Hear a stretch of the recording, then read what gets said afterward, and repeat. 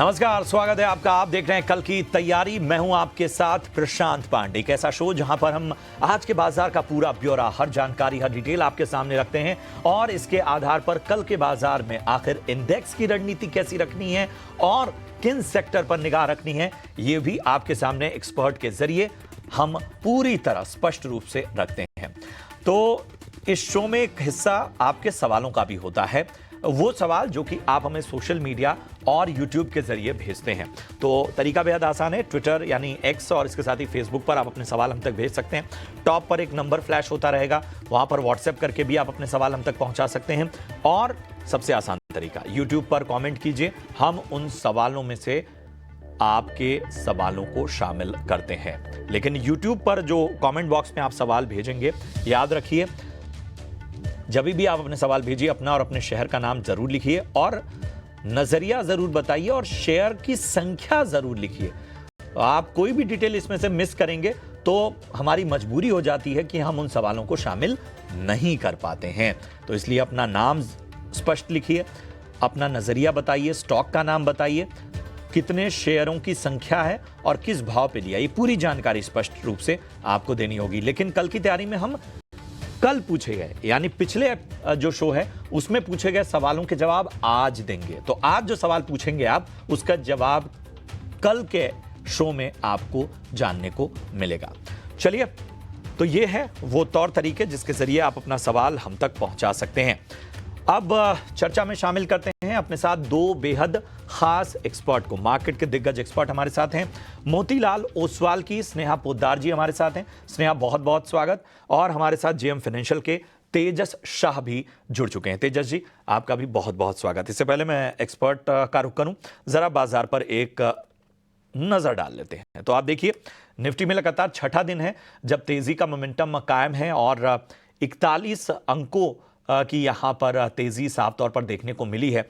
24,800 का जो स्तर है लगातार उसको पकड़े हुए है। वैसे 24,750 अहम लेवल था जिसको पार कर चुका है निफ्टी। बैंक निफ्टी में भी 300 अंकों की तेजी बाजार बंद होने तक नजर आई। 50,985 यानी लगभग 51,000। अब यहां से बड़ी दौड़ लगता है लगाने के लिए तैयारी निफ्टी की हो चुकी है, निफ्टी बैंक की भी हो चुकी है। निफ्टी 50 गेनर्स की बात करें तो ग्रासिम, टाटा कंज्यूमर, भारती एयरटेल, टाटा स्टील जैसे स्टॉक्स आज निफ्टी 50 गेनर्स रहे। Tata Motors, Wipro, NTPC, doctor Reddy's और महिंद्रा एंड महिंद्रा जैसे स्टॉक्स पर दबाव देखने को मिला।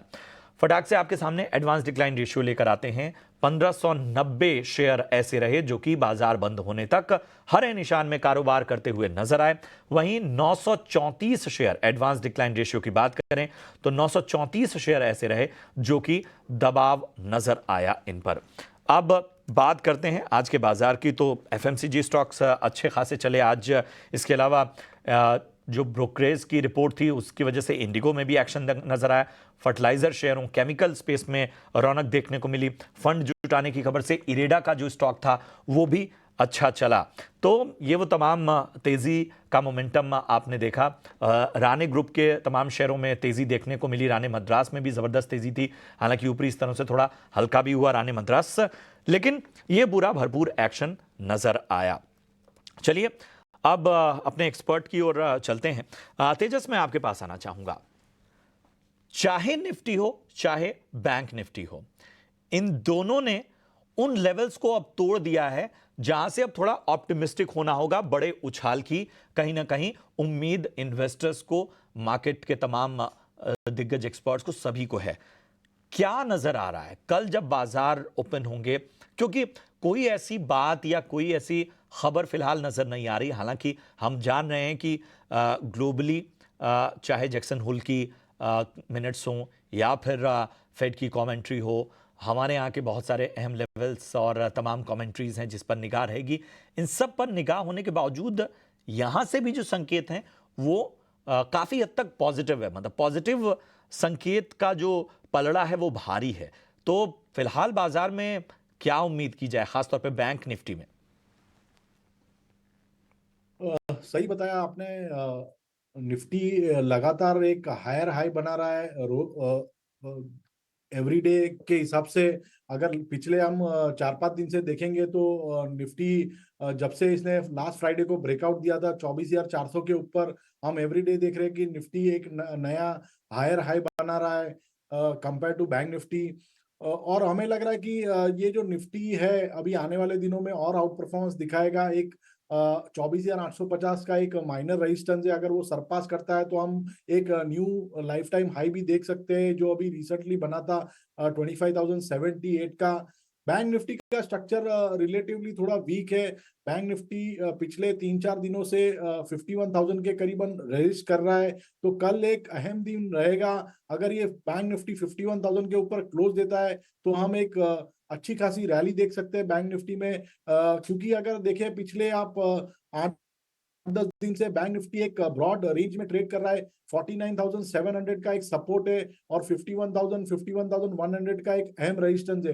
तो करीबन ये 1300 से 1400 पॉइंट की रेंज में बैंक निफ्टी कंसोलिडेट कर रहा है। और इसका जो स्ट्रक्चर है रिलेटिवली वीक है निफ्टी के कंपैरिजन में, क्योंकि अगर आप निफ्टी देखें तो निफ्टी अभी खाली एक 1% अवे है इट्स अपने ऑल टाइम हाई के कंपैरिजन में। बट अगर बैंक निफ्टी की हम बात करें तो bank Nifty still 5% away from its all time high. तो कल के सत्र में अगर 51,000 के ऊपर बैंक निफ्टी क्लोज देता है तो मुझे लग रहा है एक बैंक निफ्टी आने वाले दिनों में मार्केट को लीड करेगा और हम 800 से 1000 पॉइंट की रैली देख सकते हैं बैंक निफ्टी में। और लेवल्स की बात करें तो बैंक निफ्टी में जो अभी सपोर्ट बैठ रहा है वो 50,750 का है और इसके नीचे जो दूसरा मेजर सपोर्ट है वो करीबन 50,300 का है। और रेजिस्टेंस की बात करें तो इमीडिएट बेसिस पे रेजिस्टेंस बैंक निफ्टी में 51,100 का है। अगर वो सरपास करता है तो हम 51,800 से लेके 52,000 तक के भी लेवल देख सकते हैं। बिल्कुल। तो ये है नजरिया इंडेक्स पर, और खास तौर पे जिन लेवल्स का जिक्र किया तेजस ने, उसका विशेष रूप से ध्यान रखना है। स्नेहा जी, मैं आपके पास आना चाहूंगा। कल अगर हमें कुछ खास सेक्टर को अपने रडार पर रखने हो इस बाजार को देखते हुए, तो आप कहां ज्यादा फोकस करेंगी, कहां बेट लगाएंगी? जी सबसे पहले नमस्कार सभी दर्शकों को।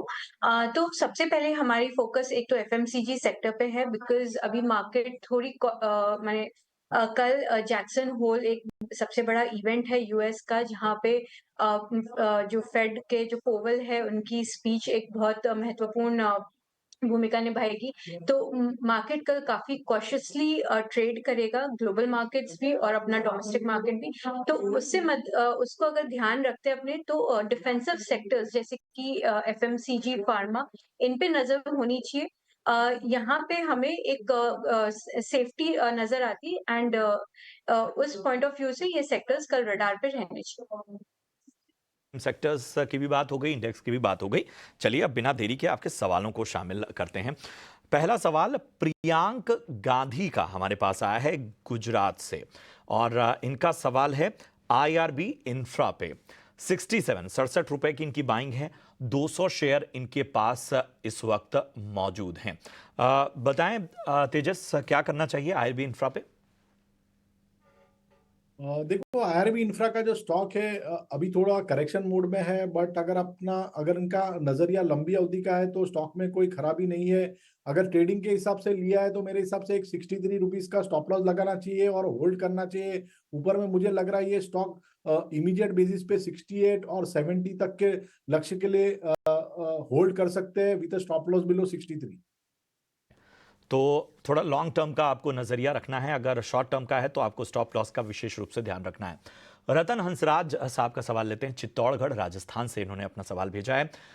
वेदांता पे राय जानना चाहते हैं। 200 शेयर हैं, 441 के भाव पे इन्होंने खरीदारी की हुई है, 441 मुनाफे में है फिलहाल, और लॉन्ग टर्म का नजरिया है। स्नेहा बताएं, वेदांता कहां तक जा सकता है, और लॉन्ग टर्म का नजरिया है तो कितना रुक जाना चाहिए? वेदांता, अगर हम 1 साल के नजरिए से बात करें तो हमारा लक्ष्य कुछ 500 का बनता है। वेदांता में क्या है, मल्टीपल मेटल्स कमोडिटीज एक्सपोजर है, सो डेफिनेटली वेदांता एक बेटर ऑफ ट्रेड हो जाता है कंपेयर टू आपके स्टील कंपनीज या एक्सक्लूसिवली एल्यूमिनियम कंपनी। और मोरओवर वेदांता में आपको हिंदुस्तान जिंक के हाल फिलहाल भी डिविडेंड्स भी डिक्लेयर होने वाले, तो उसका भी बेनिफिट डेफिनेटली वेदांता को मिलेगा। यहाँ पे स्पेशल डिविडेंड की भी बात हो रही है, जिससे वेदांता अपने डेट को रीपे कर पाएगा। तो ये कुछ पॉजिटिव्स है। एंड मोरओवर जैसा कि मैंने कहा, वेदांता के एक्सपोजर मल्टीपल मेटल्स पे है, तो उससे कंपनी बेनिफिट करेगी across the metal sector. And company ने काफी अच्छे केपेक्स प्लान्स बना रखे हैं, जो कि over next few years execute होंगे। सो डेफिनेटली इसे होल्ड करना चाहिए from a long term point of view. Term point of view से होल्ड करने की सलाह, 1 साल का नजरिया स्नेहा जी का 500 तक के लक्ष्यों के लिए। चलिए, अभिषेक का सवाल है और इन्होंने 3 स्टॉक पे अपना सवाल पूछा है। हालांकि इन तीनों स्टॉक में एक तरह से नुकसान झेलते हुए अभिषेक का एनटीपीसी, गार्डन रिच और भारत डायनामिक्स लिमिटेड। अगर हम बीडीएल की बात करें, भारत डायनामिक्स लिमिटेड की, तो इनकी खरीद 1400 की है, फिलहाल 1300 के आसपास ये स्टॉक का। गार्डन रीच की बात करें तो इनकी खरीद 2400 की है और यहां पर 1750 के भाव पे फिलहाल गार्डन रीच। एनटीपीसी की बात करें तो इन्होंने 425 के स्तर पे खरीदारी की हुई है, फिलहाल एनटीपीसी 403 के भाव पे चल रहा है। बताएं तेजस, तीनों ही स्टॉक में ऊपरी स्तरों की खरीदारी है और मैं मान के चल रहा हूं कि अब तो लॉन्ग टर्म नजरिया ही लेके चलना पड़ेगा। बताइए, एनटीपीसी, गार्डन रिच, बीडीएल, इन सभी पर क्या राय होगी? देखिए, एनटीपीसी की हम बात करें तो एनटीपीसी का जो चार्ट स्ट्रक्चर है अभी भी स्ट्रांग है। स्टॉक अपनी 20 दिन और 50 दिन की मूविंग एवरेज के ऊपर ट्रेड कर रहा है, तो मेरे हिसाब से तो ये एनटीपीसी में होल्ड कर सकते हैं विद स्टॉप लॉस बिलो 389, और इसमें लक्ष्य रहेगा वो 425 का रहेगा। इसके अलावा गार्डन रिच शिप बिल्डर की बात करें तो ये स्टॉक में काफी भारी गिरावट देखी है पिछले कुछ दिनों से। तो अगर यहाँ से कोई एक हल्की सी पुल बैक रैली आती है तो मुझे लग रहा है कि ये स्टॉक में से एग्जिट करना चाहिए। ये स्टॉक में अगर देखेंगे तो 2050 से लेके 2100 के करीबन काफी स्ट्रॉन्ग रेजिस्टेंस है, तो यहाँ से अगर कोई पुल बैक रैली आती है तो वहां पे एक बार एग्जिट ले लेना चाहिए। और इसके अलावा अगर बीडीएल की हम बात करें तो बीडीएल में भी हमने अच्छी खासी अगर इनका लॉन्ग टर्म का नजरिया है तो 1220 का स्टॉप लॉस लगा के होल्ड कर सकते हैं। और इसमें जो इमीडिएट बेसिस पे रेजिस्टेंस है वो करीबन है 1500 और 1525 के करीबन। अगर वो सरपास होता है तो हम 1700 तक के भी लेवल देख सकते हैं। ठीक है, तो एनटीपीसी और बीडीएल, इन दोनों पे तो बुलिश नजरिया है, लेकिन गार्डन रीच में आपको कोई भी उछाल मिलता है तो एग्जिट करने की सलाह मिलती हुई। चलिए बढ़ते हैं आगे। रजत राजपूत का सवाल लेते हैं, आरईसी पर राय जानना चाहते हैं। 100 शेयर इनके पास आरईसी के मौजूद हैं और इन्होंने 106 रुपए पर आरईसी के स्टॉक में एंट्री की हुई है। क्या शानदार स्तरों पे इन्होंने आरईसी के स्टॉक में एंट्री की है और अच्छा खासा मुनाफा यहां पर होता हुआ। स्नेहा जी, मुनाफा बांध लिया जाए या वेट किया जाए थोड़ा और? जी, मैं रिकमेंड करूंगी कि पार्शियल प्रॉफिट बुकिंग किया जाए, क्योंकि उनकी बहुत ही अच्छी एंट्री हुई भी है। सो पार्शियल प्रॉफिट बुकिंग करें, बाकी होल्ड करें। बिकॉज अगर लॉन्ग टर्म के नजरिए से हम देखते हैं तो पोटेंशियल बहुत है। पावर एक बहुत ग्रोइंग सेक्टर है और गवर्नमेंट के बहुत बड़े बड़े टारगेट्स है 2030 के लिए। सो डेफिनेटली जो पावर फाइनेंसिंग कंपनीज है वो बेनिफिट करेगी। और प्लस गवर्नमेंट की काफी सपोर्ट है इन टर्म्स ऑफ माने स्टेट से जो इनके जो ड्यूज होते हैं वो काफी पहले से काफी कुछ क्लियर हो चुके हैं, बैलेंस शीट बहुत इम्प्रूव हो चुकी है। सो पोटेंशियल बहुत है both thermal side, renewable side में। So long term perspective hold करिए, but in the short term थोड़ा प्रॉफिट बुकिंग कर लीजिए, बिकॉज हो सकता है कि बीच में कई पॉकेट्स में हमें थोड़ा बहुत प्रॉफिट बुकिंग इसमें देखने को मिल सकता है। ठीक है, तो ये है नजरिया। एक फटाफट से आखिरी सवाल लेते हैं शिव कुमार जी का। एचएएल पर राय जानना चाहते हैं, थोड़ी ऊपरी स्तरों की बाएंगे, 5025 की। तेजस जरा बताएं, एचएएल में क्या करना चाहिए? 3 महीने का नजरिया चाहते हैं, 5025 की बाएंगे। देखिए, एचएल की अब बात करें तो एचएल का चार्ट स्ट्रक्चर अभी भी स्ट्रांग है, क्योंकि इनका नजरिया 3 से 6 महीने का है। तो मैं उस हिसाब से बोल रहा हूँ कि ये स्टॉक में होल्ड कर सकते हैं। इसमें इनको एक स्टॉप लॉस लगाना रहेगा 4550 का, और इसमें जो ऊपरी स्तर पे हमें लग रहा है कि ये स्टॉक 5050 से लेके 5100 तक जा सकता है, जो इसका पहला रेजिस्टेंस है। अगर वो सरपास करता है तो हम 5300 तक के भी लेवल देख सकते हैं। तो होल्ड करने की सलाह रहेगी with stop loss below 4550। Hold करने की आपको सलाह, स्टॉप लॉस का विशेष रूप से ध्यान रखिए। बहरहाल इतने ही सवालों को हम शामिल कर पाएंगे और अब वक्त है हमारे विशेष सेगमेंट का, वीआईपी शेयर्स।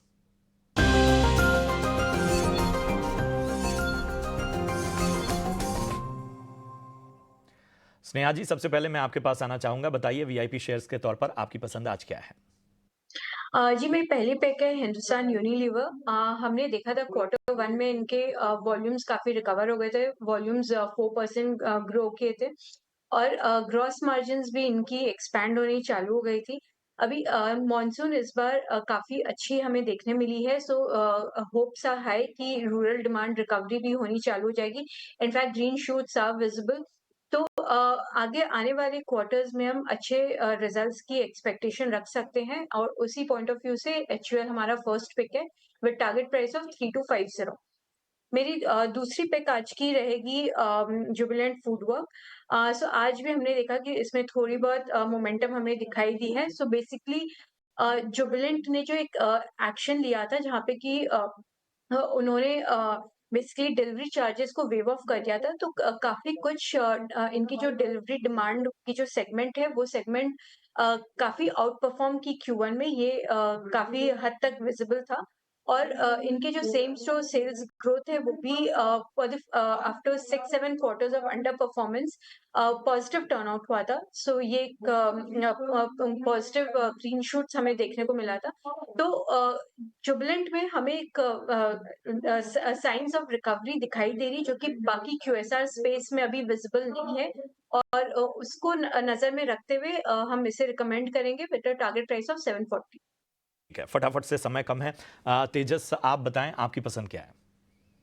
तो आज की जो मेरी पहली पसंद है वो मेटल सेक्टर से है। अगर देखेंगे तो पिछले 15-20 दिन से मेटल सेक्टर थोड़ा अंडर परफॉर्म कर रहा है, बट हमें लग रहा है कि आने वाले दिनों में ये आउट परफॉर्मेंस दिखाएगा क्योंकि मेटल सेक्टर में काफी अच्छे सपोर्ट के करीबन है। तो जो पहली पिक है वो वेदांता लिमिटेड है। ये स्टॉक ने करीबन 405-410 के करीबन एक अच्छा खासा बेस बना दिया था और अभी इसने 435-440 लेवल के ऊपर ब्रेकआउट दिया है। तो टेक्निकली रूप पे ये स्टॉक काफी अच्छे मोमेंटम में भी है और अपनी जो शॉर्ट टर्म मूविंग एवरेजेस है 20 दिन और 50 दिन की, उसके ऊपर कंसिस्टेंटली ट्रेड कर रहा है। तो ये जो स्टॉक है हम करंट भाव पे या डिप में खरीदारी करने की राय दे रहे हैं। इसमें आपको स्टॉप लॉस लगाना है 435 का और पहला लक्ष्य रहेगा 485 का और दूसरा लक्ष्य रहेगा 505 का। और इसके अलावा जो मेरी दूसरी पिक है वो बैंकिंग स्पेस से है। अगर बैंकिंग एज अ सेक्टर अगर देखेंगे तो एक 51,000 का जो हर्डल है अगर वो सरपास करता है तो मुझे लग रहा है कि बैंकिंग में specially in private banking space में हम अच्छी खासी रैली देख सकते हैं। तो मेरा जो दूसरा स्टॉक है वो आईसीआईसीआई बैंक लिमिटेड है। ये जो स्टॉक है ये स्टॉक ने भी करीबन 1150 के करीबन अच्छा खासा बेस बनाया है और हमें लग रहा है कि ये स्टॉक आने वाले दिनों में थोड़ा आउट परफॉर्मेंस दिखाएगा। तो ये जो स्टॉक है हम करंट भाव पे या डिप में खरीदारी करने की राय दे रहे हैं। इसमें आपको स्टॉप लॉस लगाना है 1150 का। इसका पहला लक्ष्य रहेगा 1230 का और दूसरा लक्ष्य रहेगा 1275 का। यस, शुक्रिया करेंगे स्नेहा आप दोनों का इस चर्चा में जुड़ने के लिए और हमारे निवेशकों का मार्गदर्शन करने के लिए, बाजार पर अहम रणनीति बताने के लिए। तो कल की तैयारी में आज के लिए इतना ही। दीजिए पूरी टीम को इजाजत। आप देखते रहिए ईटी नाउ स्वदेश। नमस्कार।